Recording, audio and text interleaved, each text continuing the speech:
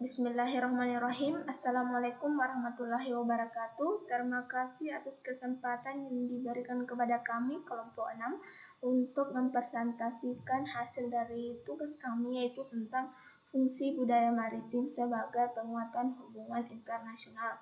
Adapun rekan-rekan saya yaitu Muhammad Taufik, Noviana Ilmi Amalia, Nur Indah Lestari-A, dan Muhammad Vicky yang akan menjelaskan materi masing-masing. Nah, untuk mengefisienkan waktu, saya persilakan kepada rekan-rekan sekalian untuk membahas materinya masing-masing. Dengan ini saya persilakan. Warahmatullahi wabarakatuh. Saya Nurviana Ilmi Amalia akan menjelaskan tentang kebudayaan maritim. Secara sederhana, kebudayaan maritim merupakan sebuah bentuk aktualisasi dari sebuah kebudayaan. Menurut Supartono, kebudayaan merupakan kata yang berasal dari kata budi yang bermakna tunggal atau budaya yang bermakna majemuk, yang diartikan sebagai hasil pemikiran atau akal manusia. Menurut Konjariningrat sendiri, kebudayaan adalah keseluruhan gagasan dan karya manusia yang harus dibiasakan dengan belajar, serta keseluruhan dari hasil budi pekertinya. Baik, di sini saya akan menjelaskan tentang konsep kebudayaan maritim.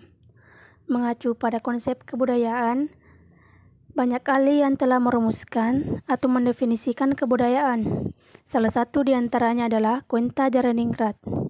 Menurutnya, kebudayaan adalah sistem-sistem, ide atau gagasan, tindakan atau praktik terpola, dan karya manusia dalam rangka berkehidupan, bermasyarakat yang dijadikan milik diri manusia melalui proses belajar.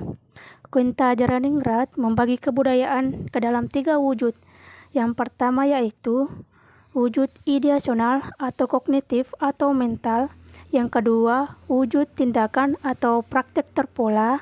Yang ketiga, wujud kebendaan buatan manusia. Ketika wujud kebudayaan tersebut saling terkait antara satu dengan yang lainnya secara vertikal.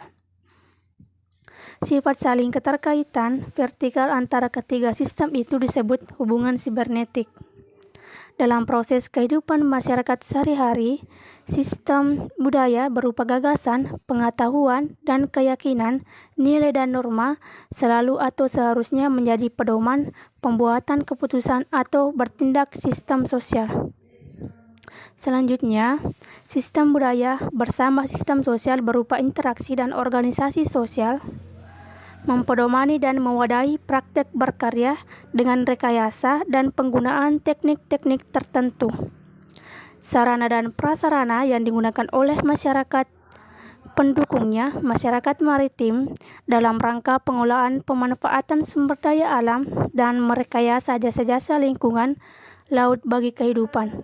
Konsep budaya maritim tersebut mengenai semua bidang aktivitas pelayaran, perikanan, pertambangan, industri pariwisata, pemukiman, pengawasan, dan pengamanan wilayah, pendidikan dan penelitian, seni dan olahraga, dan lain sebagainya. Seperti hanya budaya kelompok atau segmen masyarakat lainnya di darat, budaya maritim juga dicirikan dengan sifat kreatif, inovatif, terbuka, dinamis, berubah, dan berkembang, bertahan, homogen, dan berbeda, interkonektif, dan holistik. Diasumsikan bahwa proses dinamika dan perubahan berlangsung karena unsur-unsur budaya sebelumnya sudah tidak atau kurang berfungsi dengan baik. Sebaliknya, kebertahanan tradisi dapat terjadi karena fungsi unsur-unsur budaya tertentu masih memadai dan pemecahan masalah, pemanfaatan sumber daya, dan pemaknaan dunia kehidupan bahari. Baik, terima kasih. Baiklah, selanjutnya di sini saya akan membahas materi tentang pembahasan yang ketiga, yaitu mengenai unsur-unsur kebudayaan maritim. Sebagaimana terlihat di layar bahwa unsur-unsur kebudayaan maritim itu terbagi atas 7. Yang pertama itu ada sistem bahasa, sistem pengetahuan, sistem kekerabatan, sistem peralatan hidup dan teknologi, sistem ekonomi, sistem religi, dan juga kesenian. Yang pertama yaitu sistem bahasa. Sistem bahasa merupakan sarana bagi manusia untuk memenuhi kebutuhan sosialnya, untuk berinteraksi atau berhubungan dengan sesamanya. Dalam ilmu antropologi, studi mengenai bahasa disebut dengan istilah antropologi linguistik. Dan menurut juga Casing, kemampuan manusia dalam membangun tradisi budaya menciptakan pemahaman tentang fenomena sosial yang diungkapkan secara simbolik dan mewariskannya kepada generasi penerusnya yang sangat bergantung pada bahasa. Dengan demikian, bahasa ini merupakan salah satu unsur yang menduduki posisi paling penting di antara kebudayaan manusia. Yang kedua yaitu sistem pengetahuan. Sistem pengetahuan dalam kultural universal berkaitan dengan sistem peralatan hidup dan teknologi. Karena sistem pengetahuan bersifat abstrak dan berwujud dalam ide manusia. Sistem pengetahuan sangat luas batasannya karena mencakup pengetahuan manusia mengenai berbagai unsur yang digunakan dalam kehidupannya. Yang ketiga yaitu sistem kekerabatan dan organisasi sosial. Unsur budaya ini berupa sistem kekerabatan dan organisasi sosial yang merupakan suatu usaha antropologi untuk memahami bagaimana manusia membentuk masyarakat melalui berbagai kelompok sosial. Adapun menurut salah satu ahli yaitu Konjaningrat, tiap kelompok masyarakat kehidupannya diatur oleh adat istiadat dan aturan-aturan mengenai berbagai macam kesatuan di dalam lingkungan di mana dia hidup dan bergaul, mulai dari kesehariannya. Kesatuan sosial yang paling dekat dan dasar adalah kekerabatnya, yaitu keluarga inti yang dekat dengan kerabat lainnya. Selanjutnya manusia akan digolongkan ke dalam tingkatan-tingkatan lokalitas geografis untuk membentuk suatu organisasi sosial dalam kehidupannya. Yang keempat yaitu ada unsur sistem peralatan hidup dan teknologi, di mana seiring dengan perkembangan zaman manusia selalu berusaha untuk mempertahankan hidupnya sehingga mereka akan selalu membuat peralatan atau benda-benda tersebut. Perhatian awal para antropologi dalam memenuhi kebutuhan manusia, dalam memahami kebudayaan manusia, berdasarkan umur teknologi yang dipakai suatu masyarakat berupa benda-benda yang dijadikan sebagai peralatan hidup dengan bentuk dan teknologi yang masih sederhana. Dengan demikian, bahasan tentang unsur kebudayaan yang termasuk dalam kehidupan peralatan hidup dan teknologi merupakan bahasan kebudayaan fisik. Yang kelima yaitu ada yang namanya sistem ekonomi atau mata pencaharian hidup, di mana mata pencaharian hidup atau aktivitas ekonomi suatu masyarakat menjadi fokus kajian penting dalam suatu etnografi. Penelitian etnografi mengenai sistem mata pencaharian mengkaji bagaimana cara mata pencaharian suatu kelompok masyarakat atau sistem perekonomian mereka ini cukup untuk mencukupi kehidupannya. Yang keenam yaitu ada sistem religi atau sistem religius atau kepercayaan. Menurut Konjaningrat menyatakan bahwa asal mula permasalahan fungsi religi ini dalam masyarakat adalah adanya pertanyaan mengapa manusia percaya kepada adanya suatu kekuatan gaib atau supranatural yang dianggap lebih tinggi daripada manusia, dan mengapa manusia itu melakukan berbagai cara untuk berkomunikasi dan mencari hubungan-hubungan dengan kekuatan-kekuatan supernatural tersebut. Yang ketujuh yaitu unsur kebudayaan maritim yaitu kesenian. Kesenian ini merupakan aktivitas kesenian suatu masyarakat tradisional yang seiring dengan seperti membuat patung, ukiran ataupun hiasan, di mana perhatian ahli antropologi mengenai seni bermula dari penelitian etnografi mengenai aktivitas kesenian suatu masyarakat tradisional, di mana deskripsi yang dikumpulkan dalam penelitian tersebut berisi mengenai benda-benda atau artefak yang memuat unsur seni seperti patung dan ukiran dan hiasan seperti yang tadi saya sebutkan. Selain itu, deskripsi etnografi awal tersebut juga meneliti perkembangan seni musik, seni tari, seni drama di dalam suatu masyarakat. Sekian penjelasan dari saya. Terima kasih atas kesempatan yang telah diberikan kepada saya untuk melanjutkan materi dari kelompok kami. Sebelumnya perkenalkan, nama saya Muhammad Taufik dari kelompok 6. Saya akan membahas mengenai kebudayaan maritim yang berfungsi sebagai penguatan hubungan internasional. Kebudayaan maritim dapat dikatakan sebagai wadah untuk meningkatkan hubungan internasional. Contohnya ada pada negara Amerika Serikat dengan Indonesia. Sebagai bagian dari kemitraan strategis Amerika Serikat-Indonesia, kedua negara ini melakukan berbagai kerjasama di bidang maritim yang akan mendukung kepentingan kedua belah pihak, serta melindungi lautan dan mempromosikan pembangunan berkelanjutan di sektor kelautan.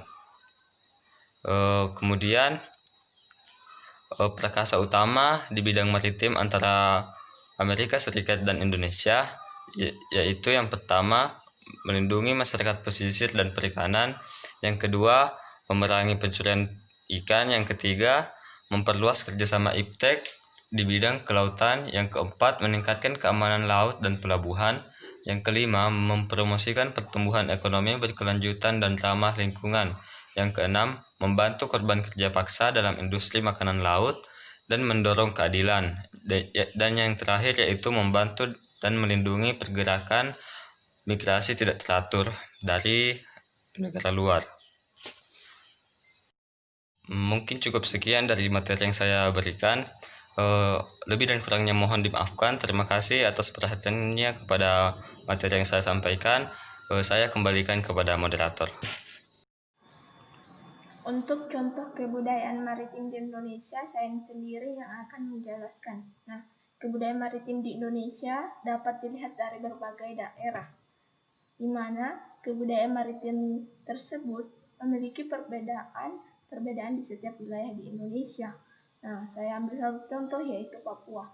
Letak pesisir utara Papua yang sangat strategis berada di bagian selatan Samudra Pasifik yang menjadi jalur pelayaran yang menghubungkan barat dengan timur Pulau New Guinea. Nah, pesisir utara Papua ini memiliki potensi alam yang sangat kaya. Mereka mengambil sumber makanan yang dari berbagai jenis, seperti jenis kerang, ikan, udang, kepiting, serta biota laut lainnya. Nah, wilayah pesisir utara Papua sejak masa prasejarah telah memiliki berbagai macam kontak yang ekstentif. Nah, mereka lah yang berhasil menemukan sistem cadik atau biasa disebut penyeimbang di kiri dan kanan perahu. Nah, Papua ini mempunyai cara tersendiri dalam melakukan pembuatan kapal dibandingkan dengan daerah Indonesia lainnya, misalnya Makassar dan lain-lainnya.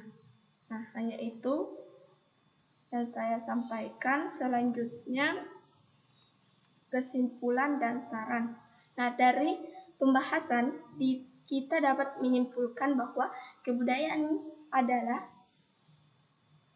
kebiasaan masyarakat maritim yang diturunkan turun-temurun. Kebudayaan maritim di Indonesia memiliki konsep sendiri. Selain itu, unsur-unsur kebudayaan dibagi menjadi 7. Ada sistem bahasa, sistem pengetahuan, sistem kekerabatan, dan lain-lainnya. Selain itu, kebudayaan maritim dapat menjalin hubungan internasional. Contohnya pada hubungan negara Amerika Serikat dengan negara kita, negara Indonesia. Kemudian, kebudayaan maritim di Indonesia juga sangat beragam. Contohnya, kebudayaan maritim Papua.